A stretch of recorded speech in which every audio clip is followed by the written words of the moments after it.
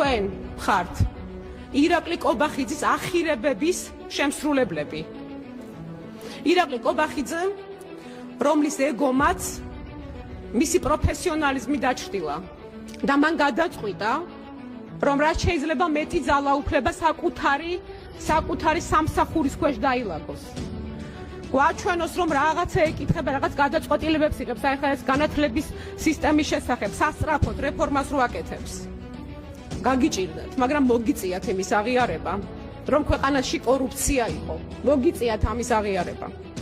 რა თქმა უნდა, გაგიჭირდათ, მაგრამ მოგიწიათ იმის აღიარება, რომ სიდუხჭირე გვაქვს, ფასები გაიზარდა, მოგიწიათ ამის აღიარება. დიახ, კი, მესმის, რომ ირაკლი ღარიბაშვილს ეგრევე გაემიჯნეთ, სანამ მამალი სამჯერ დაიყივლებდა. იგივე სიზამთ ირაკლი კობახიძის შემთხვევაში, როცა ეს ვითარება შეიცვლება. გთხოვთ როგორც იურისტებმა, მაგრამ პირველ რიგში როგორც საქართველოს მოქალაქეებმა, რა თქმა უნდა, როგორც საქართველოს პარლამენტის წევრებმა, რომელიც პასუხისგებელი ხართ იმაზე, თუ როგორი სახელმწიფო ექნება ჩვენ სამშობლოს. გაიაზრეთ, რომ სანამ ამ გადაწყვეტილებას მიიღებთ. ჩვენ გვჭირდება სამართლებრივი და სამართლიანი სახელმწიფო. თანამედროვე სახელმწიფო, სადაც სისტემებს და კანონებს ისე შევქმნით, რომ ძალაუფლების მატარებელი არ იყოს მჩაგვრელი, არ გახდეს მჩაგვრელი. იმიტომ რომ ჩაგვრელი ხელისუფლება ყოველთვის ცუდად ამთავრებს. და მე არ მინდა რომ ამ ქვეყანაში ხელისუფლებებმა ცუდად დაამთავრონ ხოლმე, ციხეში დაამთავრონ. უნდა მოვახერხოთ ჩვენს ეგოებზე მაღლა დადგომა. იმიტომ რომ ჩვენ სახელმწიფო საქართველოს უნდა აუშენოთ.